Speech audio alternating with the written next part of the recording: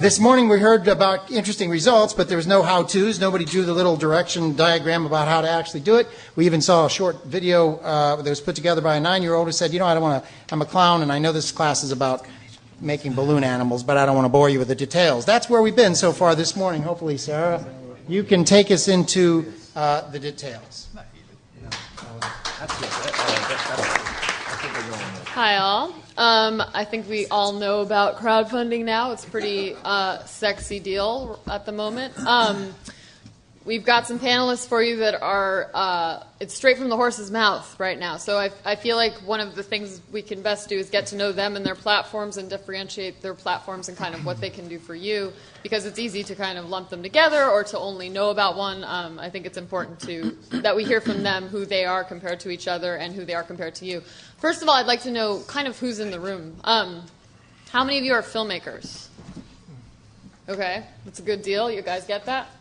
And then how many of you are producers if you don't think if you're not the creative behind the film? Yep, some producers. And how many of you are technology people, maybe entrepreneurs? Great. So we've got kind of peppering of everybody in here, a good deal of filmmakers, and that makes sense. What with the digital Hollywood situation? Okay, so basically I'd like to start right here with Aubrey and kind of hear from each of you, not necessarily a regular sales pitch, because I'd love to not hear what's on your website, like kind of more where you came from and where your team came from, when, why, and how you started, kind of, and then we'll go, maybe second question will be what's different about you, and then we'll go to the audience. So. Sure. As quickly as possible, but also with some meat to it. Yeah. Hi, guys. Aubrey Levy from Mobcaster. So who I am, why I'm doing what I'm doing is I used to be, on the content side, I used to be an actor and a writer back in the day, running back and forth whenever I could between New York, LA, pitching stuff out, trying to get stuff sold. Ultimately running into the same hurdles that I'm sure all of you guys run into on getting people to buy what you're pitching them. Fast forward a couple years, and I transitioned more onto the business development side of the industry. It was a business school. I tried to put together a venture called Pilot Vault, where I'd go to networks and basically say 70 to 90% of your new television pilot slate is going to fail or never even see the light of day. Hugely expensive, tons of content. Let me try to work with you guys to get it out there. Needless to say, it's a tough road to get them to do that once they've got the rights to it. So spent some time at the network side at HBO doing strategy distribution for HBO Go, and ultimately decided to try to solve the problem as to why nobody is creating television independently. Why it seems to be the one sort of entertainment content that is locked into this old network studio system when all of you guys are out there creating fantastic film, fantastic branded content, fantastic commercial work. But if you want to make a television show, you're still locked into a network studio model to get it even to market. So that's what we do, and that's where I came from. Thanks. DJ? My name's DJ Paul. I'm the one of the co-founders and the chief strategy officer of Crowdfunder. In a previous life, I was a film producer. I produced, 8, 9, 10 films, all independent, most of them independently financed, a couple television series, a bunch of pilots, some of which never saw the light of day. I don't know, more music videos and PSAs than I care to imagine. I did it for way too long. Before that, I worked on Wall Street and was involved in the transactional side. So I am finding crowdfunding as a category to be an interesting blend of two what I thought were completely divergent skill sets and I don't know, industries. So I'm having a very good time with this. I will wait to I think the next round of questions to discuss how Crowdfunder will be approaching media and film and television, and how I think we might be differentiated than from some of the other people up here. When was Crowdfunder founded? We formed, I think, officially in January of this year. We are more focused on the security side, which is to say crowdfunding as envisioned in the Jobs Act. So I was in Washington helping get it unstuck from the Senate when it was it had passed the House and then it got stalled. Passed the House in, I guess, November of last year. Got it. And Mobcaster, when was Mobcaster? We kicked off November of last year. Awesome. Adam? Hello. Hello. I'm Adam Chapnick. I'm a principal at Indiegogo, the world's largest open crowdfunding platform where anyone, anywhere can raise money for anything right now. We were the first. We started in January 2008. Before that, I started a company called Distribber, which let filmmakers put their independently produced content on VOD platforms like iTunes, Amazon, Netflix, Hulu, and cable VOD for a flat fee, paying 100% of the revenue to the rights holder forever. Indiegogo acquired that company in 2009, so I've been with Indiegogo since then. I'm also the vice president of the board of the International Documentary Association because I proudly, and fierily believe that documentary film saved the world. I think you're right. So there you go. Crowd pleaser. All right, take it. All right. Well, good luck following that. I'm Sean Keegan, producer of Angry Video Game Nerd, the movie. There we go. Always at least one of those per room. Along with co-writer and co-director Kevin Finn here. We just finished shooting the film. We raised all the money on Indiegogo. It was a very successful campaign in the fall and winter of 2011, 2012. For anybody who doesn't know, it's Angry Video Game Nerd is a web series that has run for over 6 years. A very popular web series, primarily on game trailers, YouTube, and then cinemassacre.com. A lot of traffic, a lot of fans, and we were able to fund our movie completely through those fans. It's been an amazing experience. Well, hold on. What was your goal, though? And what did you raise? Our goal was, well, we limped into it with a meager $75,000 goal. The idea was to get some seed money and show that there was a base for this thing and then bring it to other investors and agents. And we ended up raising on the site about over $325,000 and then I think about another $75,000 on our own website. So around $400,000. We were able to, obviously, our budget at the time was $200,000, so we were able to afford some tanks and other things that were fun to use. Wow, that's awesome. Had you ever done crowdfunding before? Nope. Okay. Just curious. And latecomer? Yes, hi, I'm Varda Hardy. Hi, Varda. I just want to know. Who am I? Am I here? Okay. What are you doing? I am a filmmaker. I am making a documentary. I make all sorts of different things, but I'm making my own big project right now. It's called Big Voice, and it's a musical documentary about an inspiring, incredible high school choir director and his most advanced co-ed ensemble. And basically, we've completed principal photography. We shot for over a year, created original songs, multi-camera capturing of incredible choir performances, traveled to Nebraska. Sorry, Deep breath, here. deep breath. This is what it was like making Big Voice. You're here now. And all of this on what we raised on Kickstarter. We, did a successful Kickstarter campaign. Awesome. So that's why I'm here. And I have the promo. if you want to Yes, see awesome. that.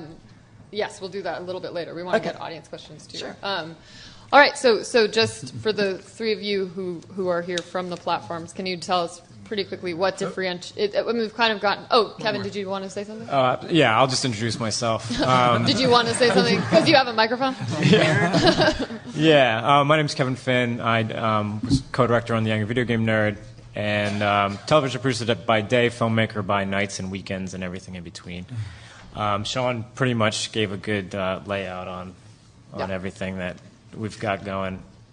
Awesome. So for you three, if you just want to do a quick, FAQ of what's different about you, who should use you, and why, that'd be great. Yeah. Okay. Yeah. So we are focused and exclusively dedicated to television content, meaning 22 to 30 or 44 to 60-minute series. Film, web series, that stuff is fantastic, and their platform is great for it. But television comes with a very specific set of needs and is really one of the only form of entertainment content without an independent outlet. So we help you guys first crowdfund to raise the capital and then provide you with a broadcast destination where we will help you monetize it either on platform or help you jump off to a larger, bigger distribution point, whether that's traditional network, new network, over-the-top distributor, anywhere your show should or could go. That's great. DJ, I know you're one of the newer platforms. Want to talk about why you guys thought that Crowdfunder was important to join the? Yeah. First of all, we're not live yet for raises. No one is for securities-based raises. All right. That's not going to be possible for crowdfunding, which is to say smaller investments, probably for a year. And if someone's interested, I've spent a lot of time with the regulators and what have you. I know that that's not the subject here, but you grab me afterwards if you want to know why it is that we're not going to be able to do this thing that Congress intended to start January 1st. We won't be doing it until probably third quarter of next year at the earliest. So weird for Congress. It's so odd for the SEC. It's unprecedented. Sadly, it's not. It's actually pretty So cool. what's up right now? So right now we are going to be doing, I don't want to get in the weeds again with regulation, but you can raise money for accredited investors right now, and a lot of the films that I produce were done that way. But you couldn't advertise. And the big distinction is that in the next couple of months, perhaps weeks, but in any case before the end of the year, we're going to be able to do larger raises. Everyone is going to be able to, if they want to avail themselves of, and advertise a securities sale. That's new. That's big. It's particularly good for, media people, which is what you all are, because you can use, the media to actually advertise, to solicit investment in your projects. There are going to be restrictions. That is not proper crowdfunding as God and Congress intended, but it's the beginning. It's the start. And we will be doing that. To distinguish us, I think, from some of the other platforms that are out there, including the very important gentleman to my left, we are business crowdfunding. We're interested in projects that, not that they don't necessarily have a social impact, we like that metric, but if you don't have a return on investment in mind for your investors, we're not the right platform for you. Straight up. We are interested in mature projects, and as we are interested in more mature businesses, people who, if they don't have the experience themselves, have been wise enough to surround themselves with people who do have experience. It is unlikely that we will be doing raises, at least in the foreseeable future, for projects that don't have a fairly experienced team. Okay. So awesome. That would be a pretty meaningful distinction. Adam, you want to just talk about Indiegogo? So Indiegogo is, as I mentioned, the world's largest open crowdfunding platform where anyone, anywhere can raise money for anything right now. We've had people raise money for broken teeth. We've had the world's first crowdfunded baby. We have had... Crowdsourced? Not crowdsourced. No. That's a film idea, maybe. We don't accept those kinds of films, though.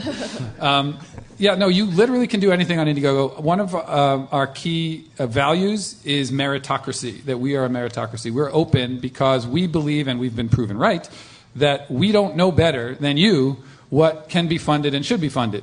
And so we have an algorithm that we call the GoGo factor that determines how pages get ranked and when they get promoted on our front page. And it's entirely based on what you do, not whether you're Brad Pitt or whether you know somebody at our company. There's no curation. You don't ever have to fill out an application to get on Indiegogo. You don't have to have a U.S. bank account to get on Indiegogo, as you do on other crowdfunding platforms that you may know or you may not know. We have a lot of nonprofits. We, in fact, have an entire staff member dedicated entirely to nonprofits. We do fiscal sponsorship. We have PayPal. We have credit cards.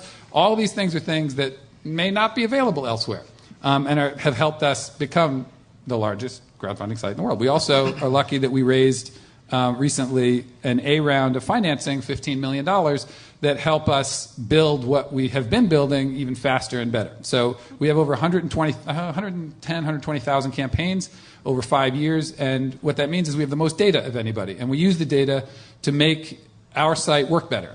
If anybody's heard of A/B testing, everything on our site, if you think it looks good, thanks. If you think it doesn't, tough, because the reason it's there is because it works. Because things that are pink because we tried them green and they didn't work as well. Things that are round because we tried them square and they didn't work as well. They're in the top because the bottom didn't work as well. They're on the left because the right didn't work as well. That means that what we do is convert. We convert visitors into contributors, and we convert contributors into sharers, and we do it better than anybody. And that's Indiegogo. Wonderful. Varda, can I ask why you chose Kickstarter? Yeah. And the emphasis there was not on why did you choose Kickstarter. Actually, we had a really long conversation around should we go with Indiegogo and should we go with Kickstarter.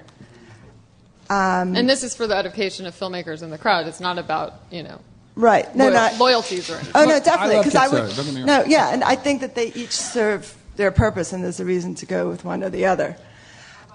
Or both, exactly, because we are doing more fundraising, and, we'll see where we land.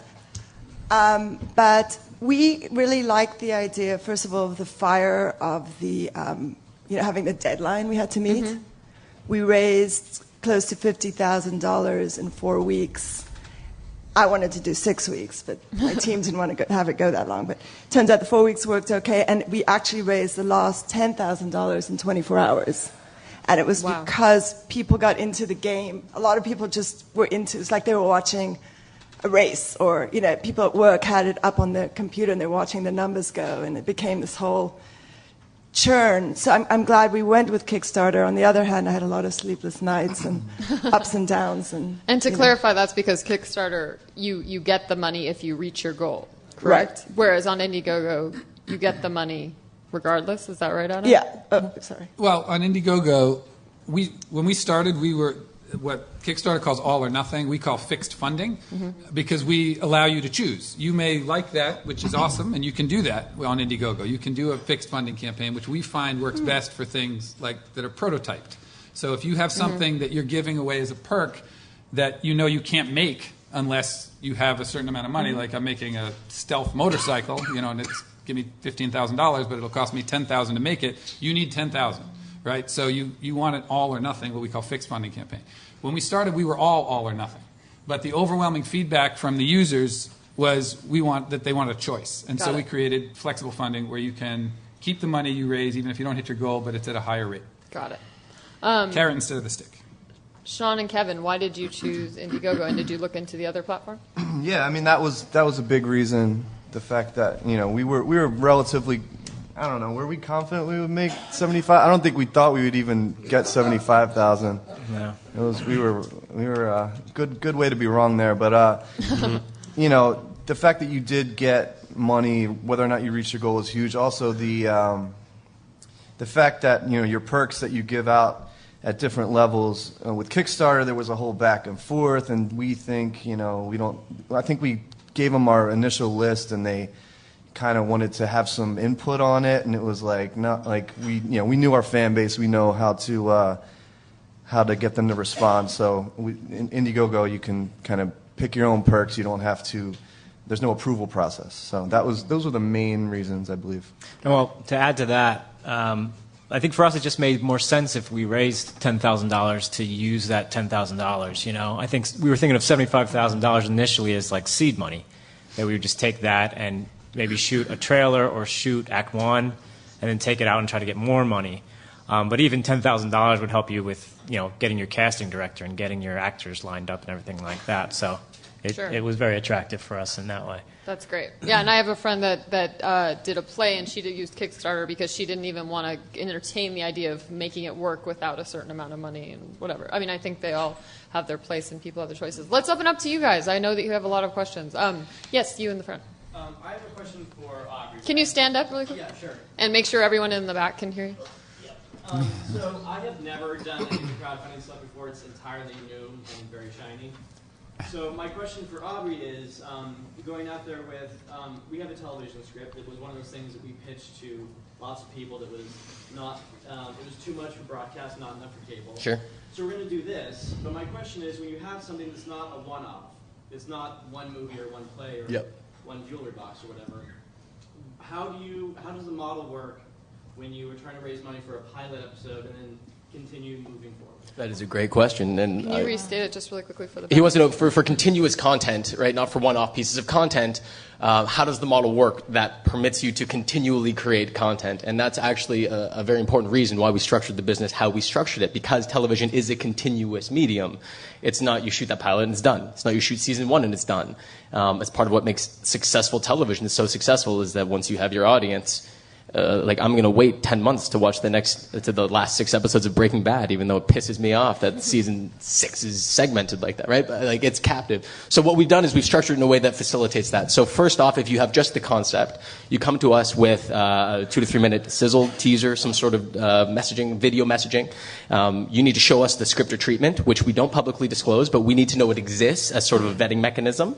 And to clarify, we make no qualitative creative judgment whatsoever about your content, nor do we take any ownership position in your content whatsoever. It is your show. We are here to help you guys facilitate it. So you come to us, we help you fundraise for that initial pilot episode. We are also all or nothing. You need to reach your funding goal to get any of the money. If you don't hit it, none of the funds are transferred. PayPal is our financing backbone, so we can take projects from all over the world. In fact, our first big success to date came out of Australia.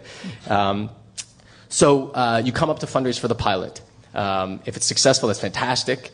We have a 5% fundraise fee. You go off, you shoot that pilot. Now we say, bring that pilot back to us. And now let's use that initial marketing swell, that initial audience base that you've built up off that pilot raise, and let's go for 5 more episodes so we can have a 6-episode season. We chose 6 because it's sort of a BBC miniseries format. It gives audience enough of a through line for a television season while keeping fundraising goals fairly manageable. And let's do the same thing. Show us the script or treatments for the next 5. You tell us your fundraising goals, set your non-financial rewards, use that pilot video as your marketing video. Throw maybe a little messaging out in front of it of why you're doing it, and let's go for the second raise. Now, if this is successful, now you have one of 2 options. One, you can bring that back to us, and we will broadcast it on platform. We'll go out to advertisers and sponsors, and we'll say, hey guys, everything we're bringing you are full 6-episode seasons of audience-funded television. So we might not get Hulu CPMs out of the gate, but we're going to get better than YouTube CPMs, right? Everything is full-length professional television content. Or you now have a television show that you own that's been market proven that you can take and you can go sell anywhere you want to sell. You want to do season 2? Great. We come back and we do the same thing all over again. The idea is, because television is a continuous model, you should be able to build a viewing audience for that show once it's done, and then convert that viewing audience into funding audience for next season.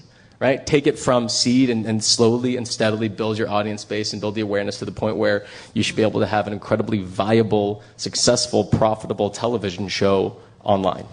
Awesome. Yes? Without digging into the terms of use of all of the... Will you stand up? Sorry. Without digging into the terms of use of all of the various platforms, I really want to understand the difference between fundraising for a commercial entity and for a project. Because from my view, I don't really see a difference when you really dig into the product offerings that I've seen, let's say, on Kickstarter. And, it seems to me that there's an incredible benefit for not giving up equity and not having to pay quite a lot of legal costs in terms of developing the securities and a crowdfunding strategy as per the bill.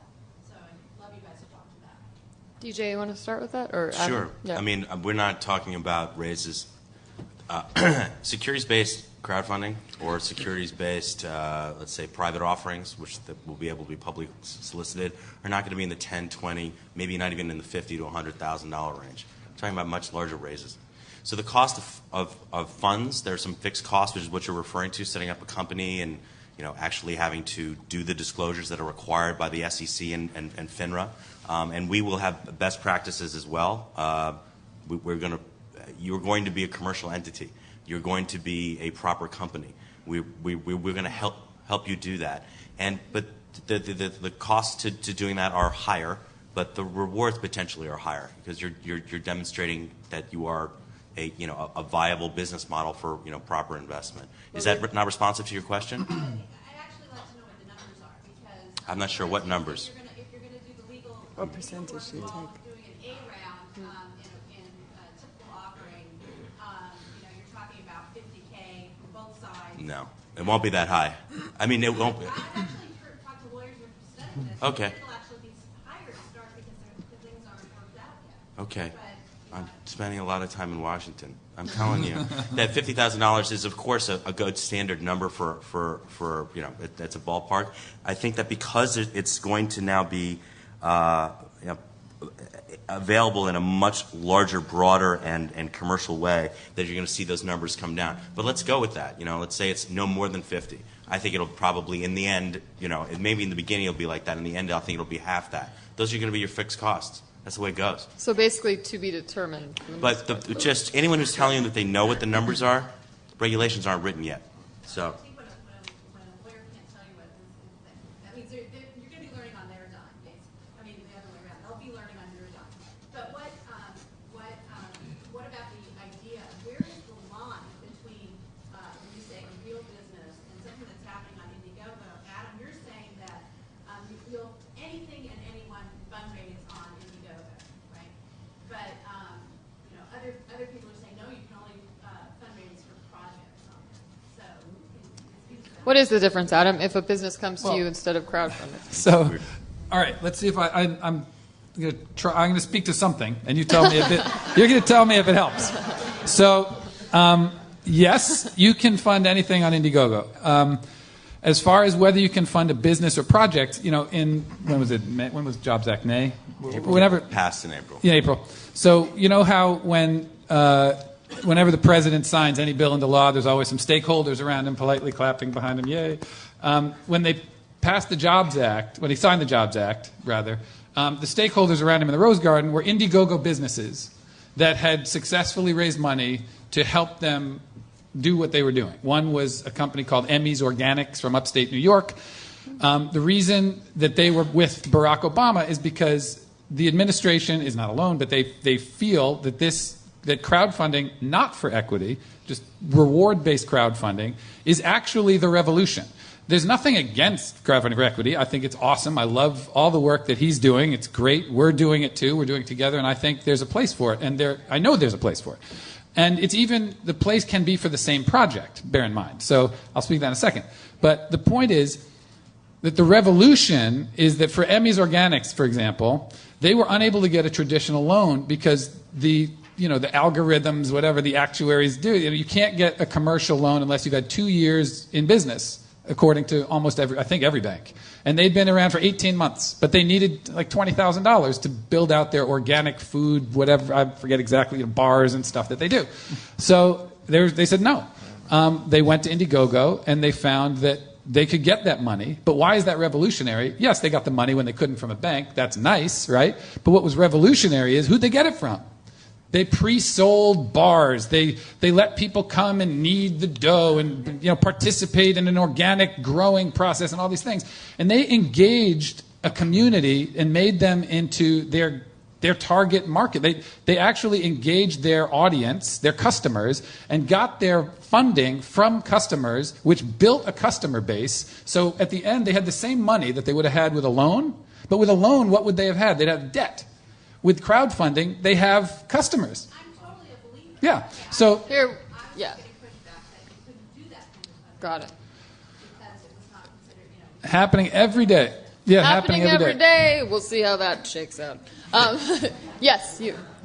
For Aubrey and Adam, what would be the differences if you wanted to raise money for a web series or a TV series, or a traditional TV series, in going to Aubrey's company versus going to Indiegogo?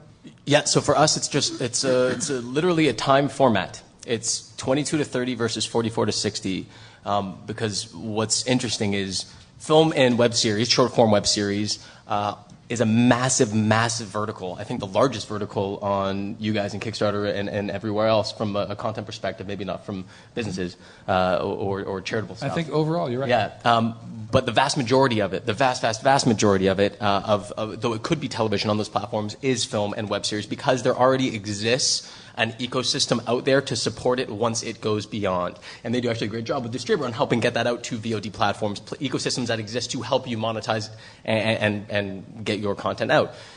For television content specifically, for half-hour and hour-long format, that world doesn't really exist, right? Like, what would you do if you could raise money for a television show on your own?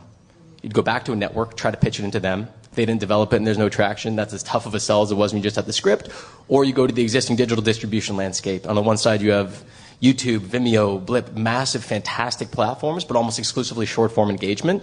and Hulu. And Hulu is a fantastic platform as well, but it's network television. There is no independent television exposure point. So that's what we focus on. And what's interesting is even with the proliferation of short-form video, and YouTube being this massive, massive platform, people still want TV format. People want their short-form content. They want their half-hour shows. They want their hour shows. And they want their feature-length stuff. So is it fair to say that that Mobcaster is more format and support specific, whereas Indiegogo is more of a free platform, create your own world there? Yeah, I mean, you can think of us as a television incubator if you want. Sure. Right? I just want to make sure that we answer the question that the name of the panel asked. So Varda and Sean and Kevin, I'd like to know, as far as creating the perfect campaign, what did you do that was special, or what do you think you did that's different, or have you seen other filmmakers do that can really make a difference? Well, I think the promo, the actual video, needs to reflect the amount of money that you want to raise. So if you want to raise, our goal was $40,000. We raised 50, but I felt like we needed to create a video that looked like it was worth $40,000, even though it wasn't even like a project. trailer of what you were going to create. It's a trailer, and I did bring it. Yeah. Okay. If you guys... We'll have to show it. Let's show it right afterwards, just because time-wise we're going. That's fine. I want to make sure people get. So I think that is number one, the most important thing. The other thing is, I think, and I don't know if you guys did this, but I think it's really important to put a team together. So you're not doing it on your own, because you have to reach out to so many people. And it's great to do it exponentially. So I had a team, there were 4 of us who were doing the campaign. The other thing is, I think you need to get, offline, so to speak, as well as stay online. So we had, live events, we used our Santa Monica, the film is based in Santa Monica, so we used the Santa Monica community we engaged the Santa Monica community, I guess I should say. So we had articles in all the papers, and we had front page articles, and then we did blogs, we used Facebook, we used, Twitter, which are now the more traditional ways. And we were fearless. I'm not one who likes to ask for money, to tell you the truth. It was a big breakthrough for me, because I literally asked everyone I saw and met. It was like, will you please, put money into Big Voice? And we all did that. So we all had amazing breakthroughs around that. But I think that those are the most important elements. That's great. Yeah. It's interesting how different, every different campaign is. We didn't, I think the main thing that we wanted to do was create a feeling that we're all doing this together. It wasn't about us. It wasn't about James Rolfe, who was the initial creator of the web series Angry Video Game Nerd. It's very much let's do this together. We also really wanted to push the idea that rather than taking this to investors or studios, we wanted really to maintain creative control over the entire project, and they were going to help us do that, and we're going to give them what they know they already love from the past 6 years. So as far as the video and as far as it would have been nice to have a team. I good thing to know after the fact. But no, it was really fun. Kev? I think that the thing that's distinct about the way we went about this, our company, Sean and I's company, Evil Empire, have been creative partners with a company called Cinemasker for a few years now, and the thing with us is, with Cinemasker, that's been a web series for 7 years, and the crowdsourcing or the gathering of the crowd has happened for 7 years prior to our campaign. So it's not like we started Indiegogo and then we're like, okay, let's start crowdsourcing as soon as we put up the website. It was like, the crowdsourcing was long in the process. It's basically, for us, it was about, making a campaign for something that other people wanted, that a community wanted, rather than just something that, we want to make a film. It's just making sure that it was something that, the community was very interested in. Yeah, also, real quick, the other thing, since it was a web series that was available for free for 6 to 7 years, we weren't really ashamed of mentioning that, hey guys, you've been enjoying this for free for this long, so this is kind of the culmination of it all with the film, and time to pony up. Well, that part is unique for you guys, but I do think that the lesson can be applied and has been applied a lot of the times in these campaigns, which is find that community that relates to your film or that wants your film to be made. I mean, like with you, Varda, it would be choirs around the world or whatever. I mean, it's that, find what resonates about your film or your project and then find the communities that really want to get it done. I want to take more questions. Yes, you over there. Yes, for Adam. Two short questions. Number one, you issue 1099s to the recipients of the funding. And question number two, even though you guys say you'll fund anything anywhere, and have to guess that things like porno movies, gambling, and other illegal enterprises, you have to draw the line probably. Have you had to draw the line in the past? What's the tax situation and where do you draw the line? So what do you do?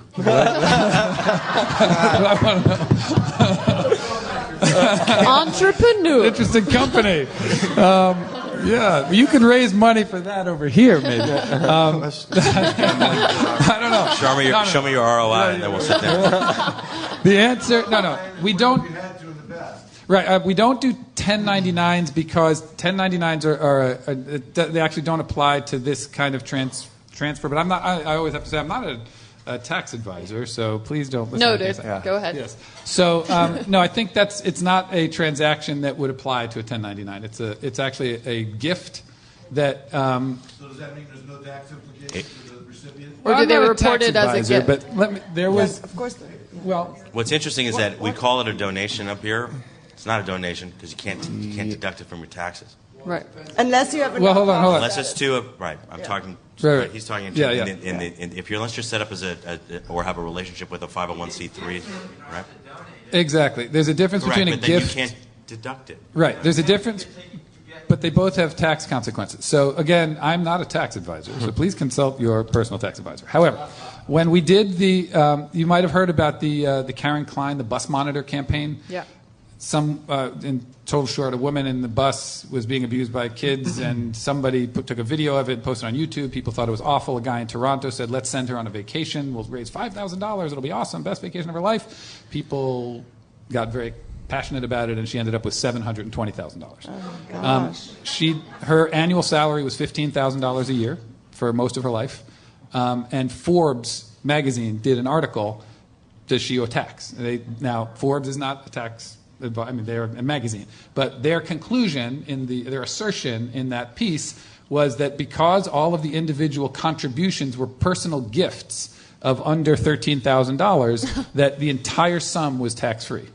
Wow. I'm not saying it is. I'm just saying that's what their assertion was. And I will also point out that the IRS hasn't made rules definitively on this at all. So it's entirely possible that really, anything could happen. But as it stands, those are some data But the points. gift receiver should do more. What about draw the line? Yeah, where do you draw the line? Between what and what? Oh, yeah, no, well, we have terms of service, and there are rules, and we don't allow porno, and we don't allow How does that rise to the top? I mean, how do you figure out that something, what if it's called? Oh, if someone violates and does it, how do we know it? How do you know? We have several people on our staff that are dedicated to, we build a fraud algorithm in conjunction with several of the banks. We also have, people who monitor that, and we try and elevate it as quickly as possible, flag it. So and just community reported? Also, the community also can flag, right. Okay, awesome. A couple more. You and then you right there. So first, go ahead. My question is, how do you choose exactly what you want for your campaign? So we created video badges. So instead of this, you have a video badge, which has your name and then all of your nice. So, but we've chosen so far to have corporate clients. So we were chosen as the best product for the meeting and event industry. How do we, A, translate that into individuals, and B, our two goals are made in America. We would love to bring the manufacturing back to this country. And two, to make it Wi-Fi. So with a button, everybody who's wearing a video badge, they could all have the same content. How do we choose? How do we choose which goal? Made in America, Wi-Fi, and how do you go from basically corporate clients into individuals? Some really specific questions about your particular situation. Like, it sounds like strategically you want to know kind of how to get to the next level with a product that already exists, maybe? Has anyone had any experience with that among maybe the two? As a video badge expert, I would say definitely go with the Wi-Fi. Adam, have you kind of seen people reach too far or reach the wrong way, or do you have any idea how to advise generally how to take a product to the next level strategically? Or you, DJ? Why not put it out there and ask the crowd? Yeah. Right? What do Why you not think? put them both out there as an option? This obviously Good is idea. not. Yes. Or, for example, and then go broader. I mean, why not utilize the wisdom of the crowd in exactly the way that crowdfunding and crowdsourcing is? Crowdfund the wisdom. Crowd thinking. I mean, on the internet, but yes, here too. She could do it here. Yeah. If this is more general, Adam, why do people donate? You've got all the metrics, I mean, and all the lives. Right. Why does someone actually donate? Well, okay, so there are different schools of thought on that, but I think in general, people donate either for passion or perks is one of the things that we usually say, and that obviously is wildly general. But that's important to keep in mind, that if you have an amazing film that you can be a part of making a difference or connecting to a community, or if you're passionate about the arts or whatever, you might back a woman like this who's advancing the difference that you'd like to make in your life, but you're a dentist. So you're like, I want to be a part of it. She's on the ground doing that. I don't want to start a career as a documentary filmmaker necessarily because I like my life as a dentist. So I'm going to invest, well, I won't use that word. I'm going to give support to her so she can make that difference and I can be a part of it. On the other hand, it might be that there's, the bug assault, which was a thing we were talking about yesterday. It's a toy gun that shoots flies. You may not give a rat's behind about the guy who did it, but you want one. Yeah. So you're going to give $70 for two and give one to your friend. So those are two schools of thought. But I think in general, that is the best advice you could have, is go to the people that you know are already saying yes and say, what would make it better? I think for a lot of guys in this room, too, who are maybe or on the content side and on the not necessarily full product, but things that are film, television, web series, right? I think it's a true combination of both. You need a good product, good content, and people need to buy into your passion. Crowdfunding is an endeavor as much in marketing as it is in product selling, right? So they're investing in you. It's like any business, right? Anybody raising money is putting money into the people behind it because they believe in them and their ability to deliver what they say they're going to deliver. So especially for content, I mean, you guys have significantly larger sample size than we do, but what we've seen is that a hybrid of good content with engaging rewards and good passion is the winning key. And what we're going to be able to add to that, if I can rip off of your two P's of passion and perks, is that in short order we can add another P, which is profit, which will be a third reason for people to actually participate in some of these projects. Well, I just wanted to say on that also, we did a survey which we just put out to see, and we asked that question, like, why are you supporting Big Voice? Why do you want to be behind it? And I think the majority of the people said either they wanted to support me in my efforts, which goes to what you were saying, and they also really believed in Mr. Halls, who's the choir director, and they wanted to see what he does get out into the world. So it's definitely, I think, personally, as a consumer and someone who's donated to many, many campaigns, I like genuine, authentic communication, from the filmmaker or the product maker. This is what we want to do. This is why, kind of just a resonant feeling that they know what they're doing and that they know why they're doing it. And kind of also passing the sniff test and the shoes on the other foot test, where it's like, if someone said this to you, would you be moved? I mean, I think that's kind of the essential thing in PR and marketing in general. Like start from your heart and your gut and see if that would move you to donate or move you to take.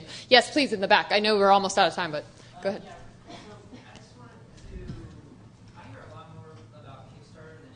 Mm-hmm. I don't know if that's because I'm in the film community or it's mostly films go to Kickstarter, but Indiegogo, the no deadline thing makes more sense to me. And I guess I'm interested in hearing about from the filmmakers and you, Adam, as far as like the lifetime line graph of the projects that you see. I can imagine with Kickstarter, it's kind of like when you first put it up, there's a kind of a peak, and then there's like a slump, and then at the end there's another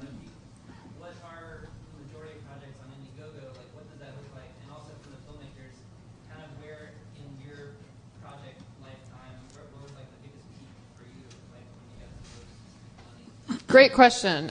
When does the money come in for donations on Indiegogo, life cycle wise, from when a film or a project gets put up and when the deadline is?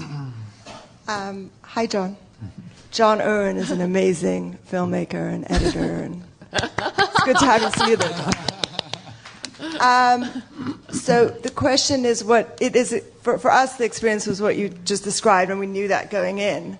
And you were on Kickstarter, right, Varda? Yeah, on Kickstarter. That when we, took off really big, and then kind of plateaued somewhat, and then took off really big again. We knew that was going to happen, but I will say that we never let up. Like even during the plateau period, we went just as strong. Like from start to finish, we went super strong and just never let up for a moment. So that was the cycle for us. It was the whole team part. The whole team. But you also said at the end you raised $10,000 the last day or something? We raised $10,000, and actually people sent me notes saying, "Did you put the money in?" No, we didn't. But I think that's what I'm saying, is in the beginning it took off, and we made a lot of money in the beginning, and then it kind of plateaued. It sort of just slowly built, and then at the end it just like peaked. Awesome. Yeah, I think we were doing about, much to our surprise, about $10,000 a day for the first 8 or so days. Which How was long fun was your campaign? to watch? It was 4 months. 4 months. Okay, and Varda, yours was so you're just 4 weeks. Okay. We actually did a funny video about watching the money just kind of come in, rolling in. You keep refreshing it, and it's like magic. Yeah, definitely right off the bat, and then at the end is as everyone knows, we introduced new perks throughout. We had a pretty steady stream throughout the process, and I don't know if you were saying there's an open-ended timeline. I mean, there's definitely a fixed period of when your campaign is. I don't know if you were confused about that. No, there's still a fixed There's time. still a fixed amount of time that you. But even if you don't that hit you your set, goal. but if you don't hit your goal, you pay a higher percentage. I think it's 9% if you don't make your goal. 5 if you do. 4. Thank you. Adam, do you want to speak really quickly to the general? Sure. We do both. We do. I was saying before, I don't know if you were here, that we do. You can do either fixed funding, flexible funding. So you have a goal. You can choose that make it all or nothing, or you can choose keep your money. To your question specifically, interestingly, we have on both fixed and flexible, it looks the same. It's actually starts off a lot in the beginning, flattens out, and then goes at the end, because the flexible funding, even though it's keep your money, we give there's a 5% incentive to you to hit that goal, or else it's 9%. So the filmmakers tend to get a little bit more whipped up toward the end for that too. It's just not quite as evil a result if you don't. Now, bear in mind, we do both, so I'm not trying to say Kickstarter's evil. It's not. And I'll say again, let me just say this here. I love Kickstarter, okay?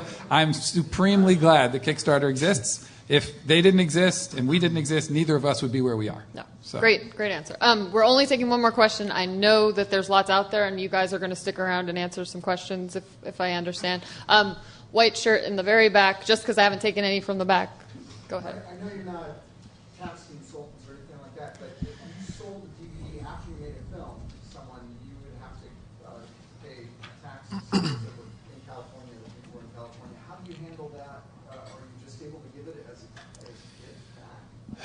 Yeah, I mean, that's. Oh, sorry. I assume you're talking to me. You're the tax guy, right? Yeah, I'm the tax guy. I would say I think you got an issue with that, and I think that there's a gray area right now. But I think that at some point you're not going to be able to say, well, that's not a pre-sale. Exactly. That is a sale for which you may owe the state of California if you sell it in intrastate sales tax, and you may have to book it. You may actually want an entity so you can book it as a sale, and the IRS is going to be interested in your having a business that was good for you, very successful, and sold these things. So like so many things technologically, the tax code has not caught up with it, and keep your eye on this space. Do not take it for granted. I want to thank you guys so much for coming. Please come talk to the panelists. Thank you, panelists, so much. And this is a really exciting space. You guys should give and start your campaign.